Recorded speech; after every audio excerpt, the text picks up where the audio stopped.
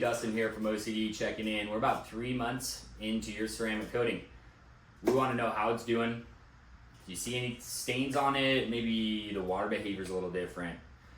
We would like to know that. We'd like to educate you on how to take care of it better. Maybe we missed you in some of those beginning stages of the coating being applied. But we are here to help. We want you to know that.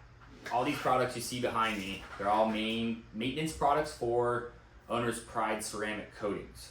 So we like to use these because then it's like us putting Tesla parts on a Tesla instead of Tesla parts on a Prius, or whatever scenario you want to look at it like. But these products are here to maintain the coating.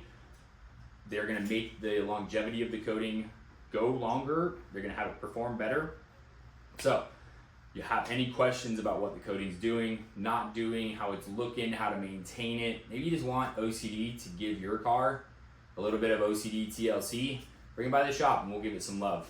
Give us a call today. We can't wait to work with you again and educate you further on this ceramic coating that you picked up.